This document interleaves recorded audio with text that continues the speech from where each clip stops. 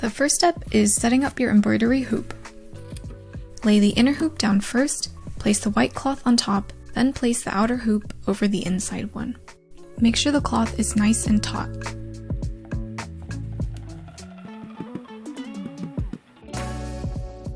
Next step is painting. I use white, red, and blue to create a nice pastel pink and blue gradient for the sky. I approximately paint an area that's slightly bigger than the hoop. I just eyeball it, but feel free to use an erasable pen to outline the circle.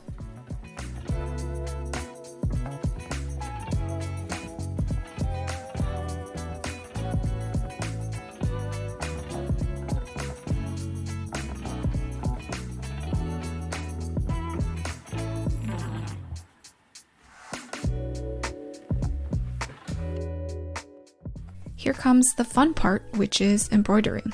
For the clouds, I start with white embroidery thread. I'm using 3 of 6 strands. The number of strands will determine how big your knots will be. To create the clouds, here I am stitching a French knot. I wrap the thread 3 times around the needle, put the needle in a hole next to where the thread is coming from. Then I move the thread to the left and hold the thread while I pull. I don't let go until I've pulled the needle all the way through and the thread is trailing behind it. It might take a few tries to get, but once you do, it will be so fun and pretty satisfying. By the way, I'm using an embroidery stand, which is really helpful, especially when you need both hands to make French knots, for example. But it's also just great because it holds your hoop up for you, and it does wonders for your posture and your eyesight. I definitely should use it more than I do.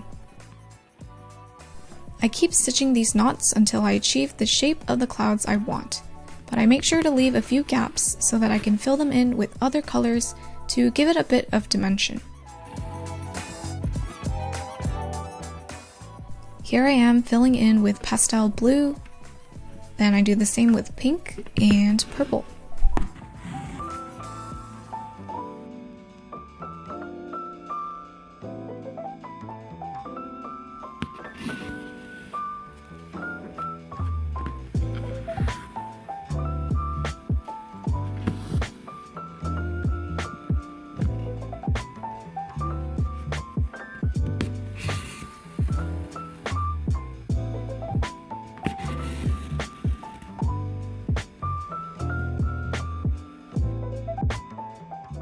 I got this sparkly gold thread on Amazon and it's so pretty.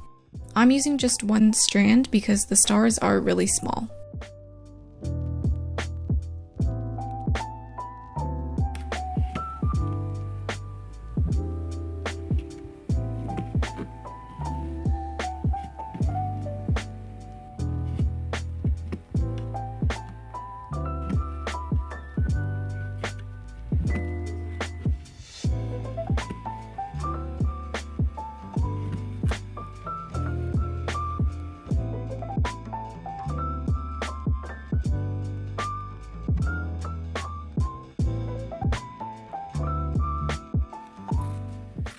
The next step is cutting a circle around the design, leaving about 1 centimeter of space.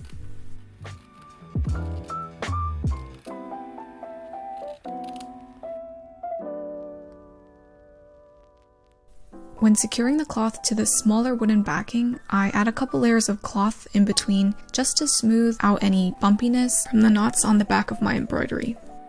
I pull the thread across so the cloth folds over the backing. And I keep doing that all the way around until the cloth is really tight.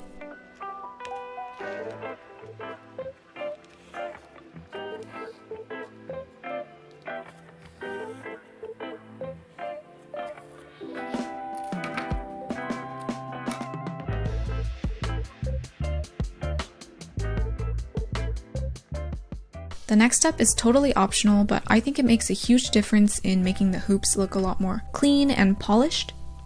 I start by adding a layer of white, just so it's easier to add the color on afterwards.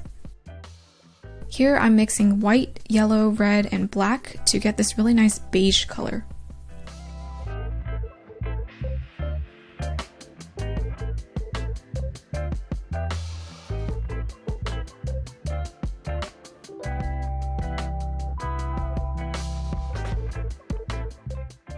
After the paint dries, I go over with a couple layers of acrylic matte varnish. This helps to protect the paint and also smooths out the surface.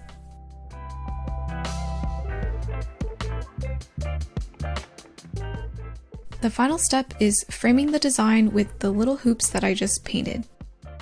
Just preference, but I don't like the way it looks when it kind of dips in, so I add some padding using cloth scraps, and that way the inside is level with the frame. Then I secure the backing on with some wood glue.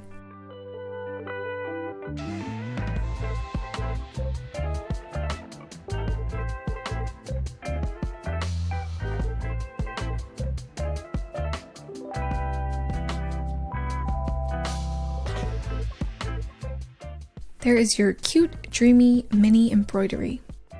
If you like to wear your art, which I definitely do, I'll show you how I make them into earrings and keychains. For earrings, I start by linking together the jump rings and the earring hooks.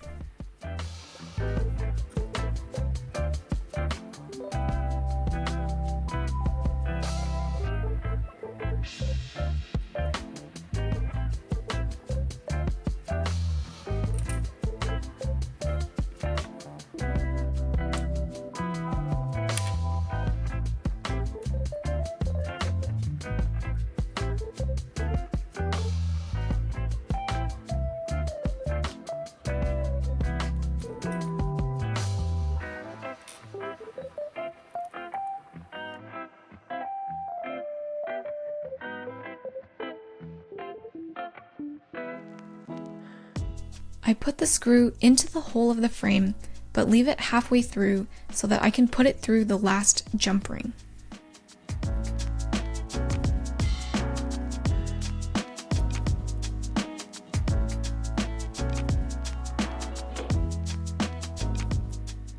Make sure to screw it on tight, but definitely don't overdo it or the wood might snap. So that's assembling the earrings, and I do a similar thing for the keychain.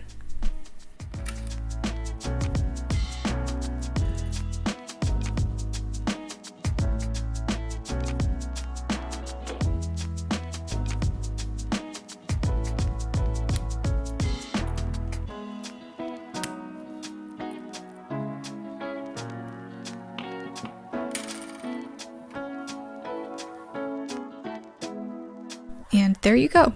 So cute and sparkly and ready for you to wear out and about. And the best part is, you made it with your own hands! Thanks for watching and hope you have fun making your own mini embroidery.